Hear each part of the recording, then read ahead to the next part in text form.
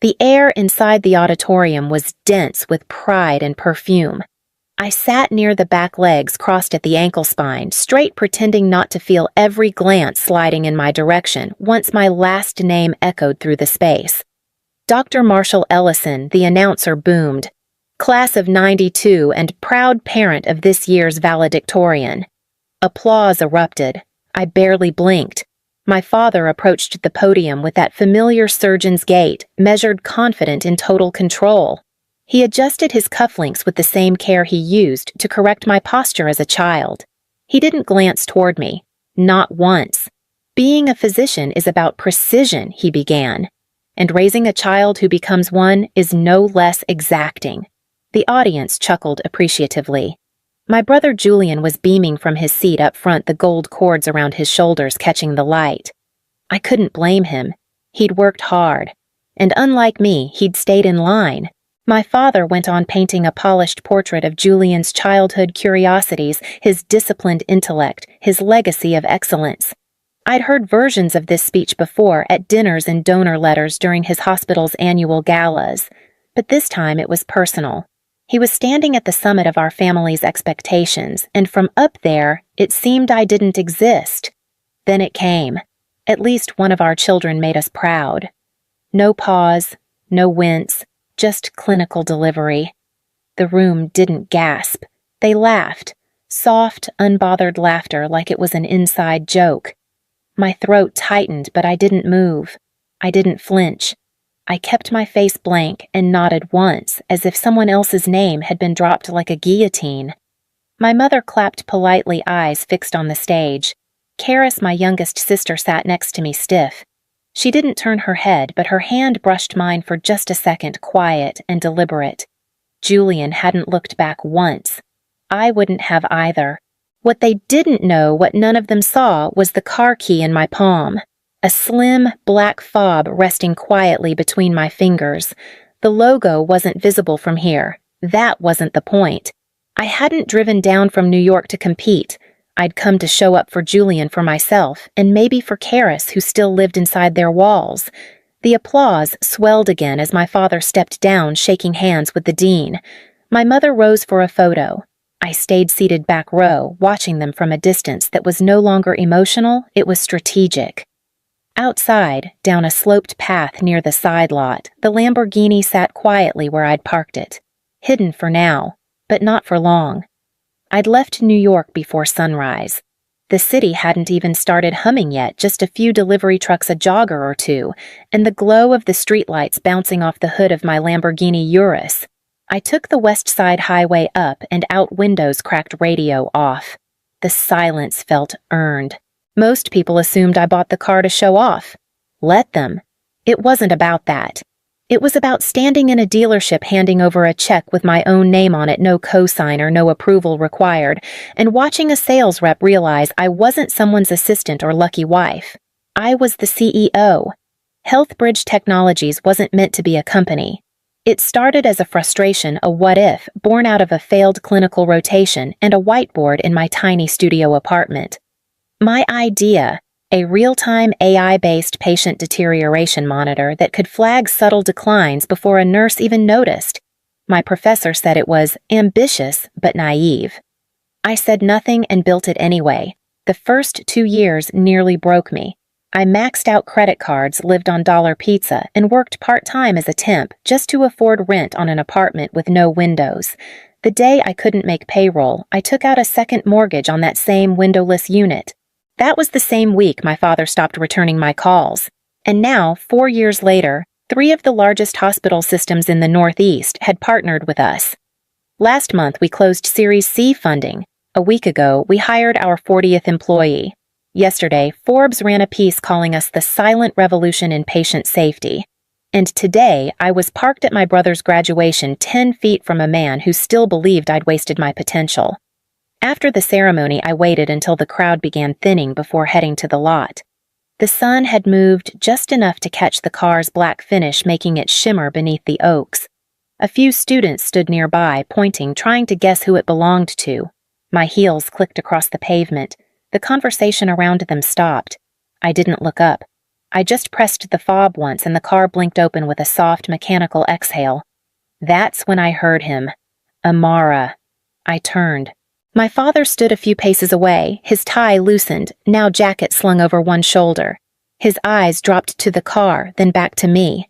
There was a flicker of something disbelief, maybe even discomfort, but he didn't say another word, neither did I. I opened the door, slid into the driver's seat, and pulled out slowly, the gravel crunching beneath the tires as I left the campus behind. They were already lined up by the time I got back to the lawn. My mother stood in the center, smoothing the front of her navy silk dress. Julian was beside her, still glowing from his moment on stage. My father stood on the other end, directing the photographer like he was orchestrating a surgical team. Karis hovered near the back, phone in hand, the only one who looked like she'd rather be anywhere else. Amara, my mother called, voice brisk. Come join for the family photo. She didn't smile, but then again, she never did when I surprised her by showing up. I walked over and stood next to Karis, but before the photographer could lift his camera, my mother interjected. Maybe put Amara on the end. Her dress doesn't quite match the rest of the palette. I was wearing cream linen. Everyone else was in cool navy soft blush and charcoal. I glanced down at myself and nodded once. Of course, wouldn't want to ruin the aesthetic.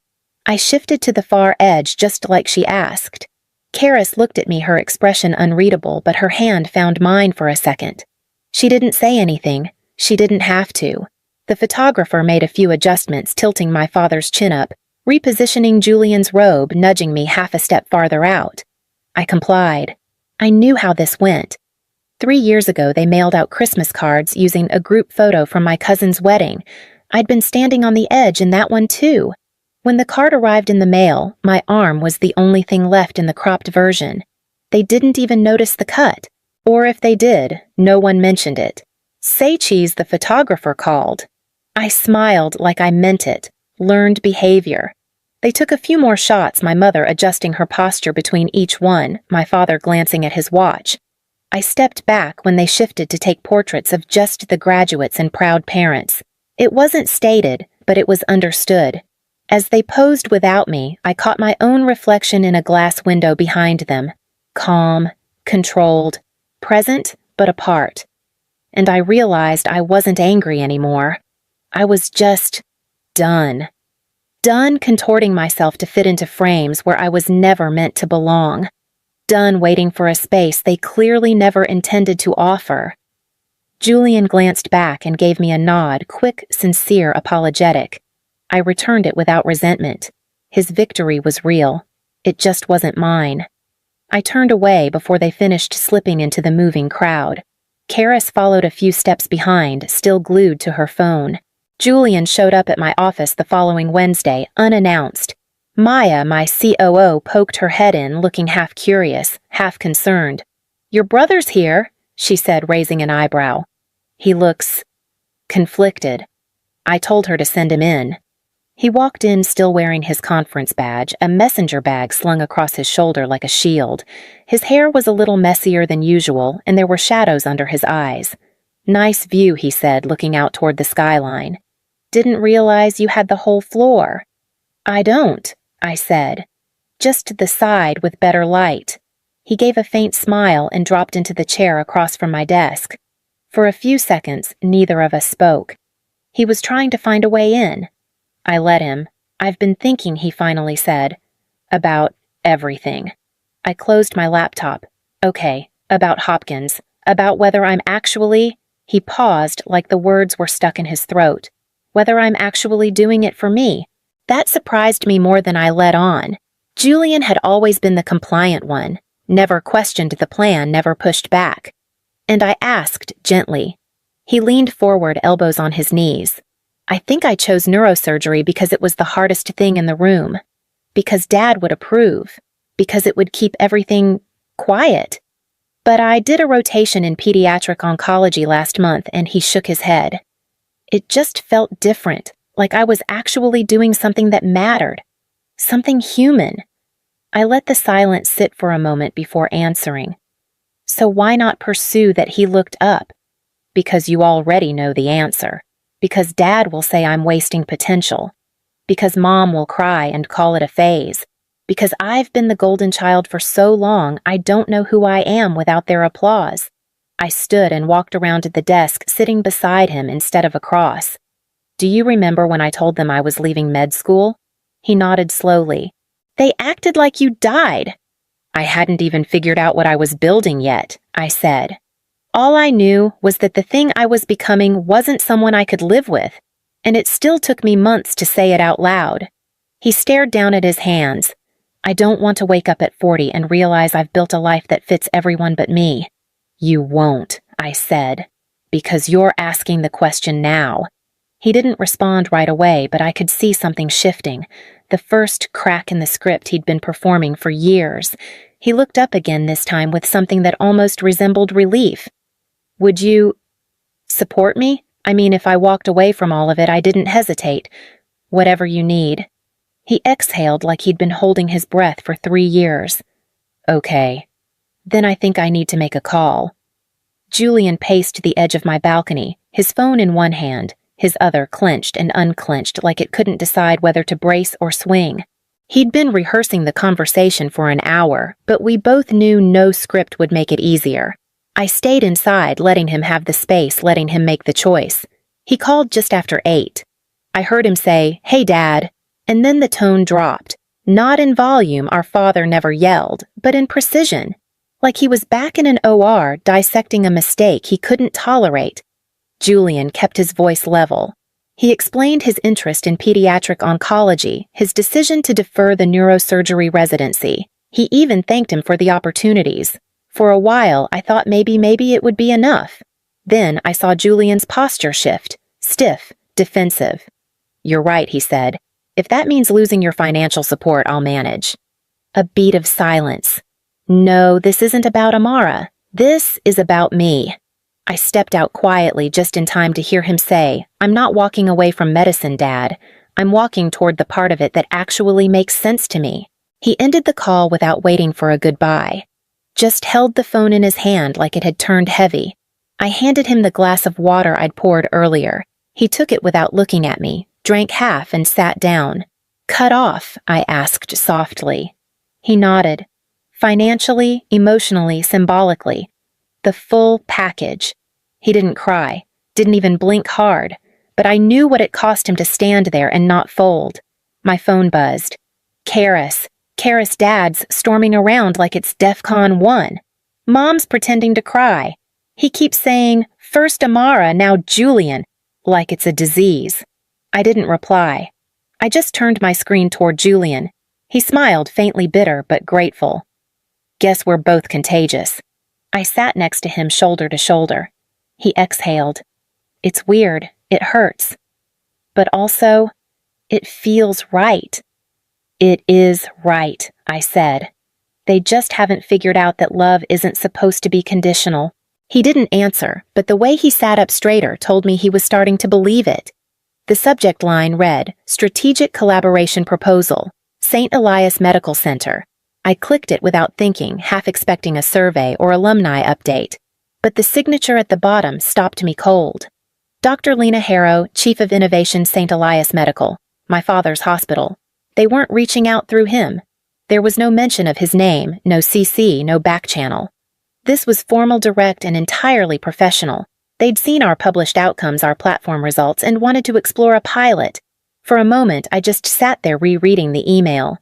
A year ago, this would have twisted something in my chest. I would have wondered if he'd finally changed his mind, finally opened the door. But this wasn't a handout. It was recognition. Earned, not inherited. I forwarded it to Maya with a simple, "Let's move forward. Loop legal in." Then I closed my laptop and stood by the window.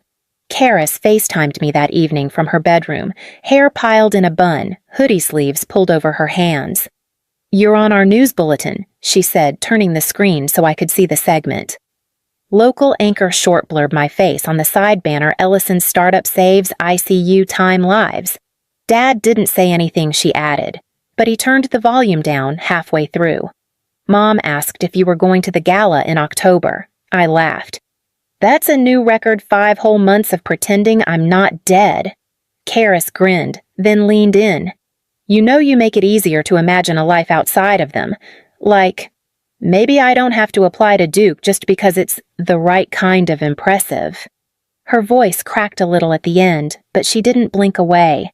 I saw myself in her 13 years younger, still bending to their will, still hoping they'd love the version of her that didn't exist.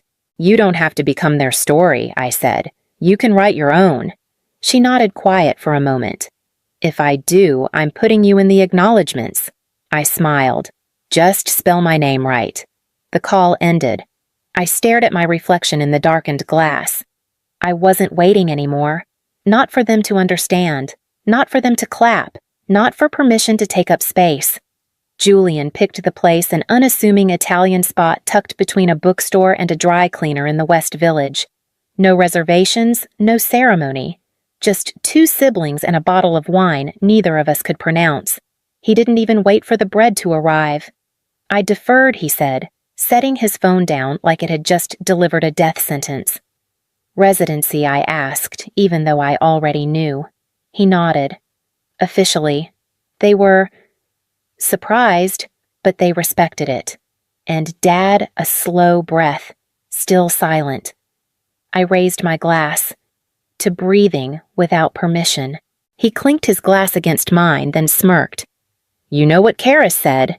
She wants to start the Walker Family Outcasts Club. You and me as co-founders. I laughed. Do we get Jacket's custom embroidery? I'm thinking unapologetically disappointing since 2018. For the first time in years, the silence between us felt safe. No expectations, no performance, just realness. Julian leaned back and looked at me like he was seeing something for the first time. You know I used to think they were ashamed of you. But now, I think they were afraid of what your freedom would reveal. I didn't respond. I didn't need to. He was right. Later that night, Kara sent me a photo. Our family's living room bookshelf, 3 of my magazines neatly arranged on the top shelf, right next to my father's surgical textbooks. Karis. No one said a word. They're just there now. I stared at the image, searching for how it made me feel. Not vindicated, not angry, just finished. Like a wound that had finally closed without fanfare. Julian was crashing at my place that night. As he dozed off on the couch, half wrapped in an old throw blanket, I sat at my desk and opened the folder I'd kept buried in drafts. It was time to RSVP to that gala. This time, not as someone's daughter, but as someone who'd built something worth stepping into the room for. The ballroom shimmered with gold light, all velvet panels and orchestral swells, the kind of place where reputations were polished, not questioned. I stepped in heels, steady breath, even Maya at my side. She looked like a power suit had been made just for her, and technically it had. The event was for the Legacy in Medicine Award, and of course my father was the recipient. His name graced the program cover in embossed serif. The bio inside credited him with 30 years of surgical advancement, hospital leadership, and mentorship to a generation of future healers. My name wasn't mentioned, but I hadn't expected it to be. People noticed me as we walked in. Some whispered, a few smiled carefully. The same men who once addressed me as Dr. Ellison's daughter now met my eyes differently, like I'd become something solid enough to cast a shadow of my own. We sat near the middle, not at the front, not at the back, just where we belonged.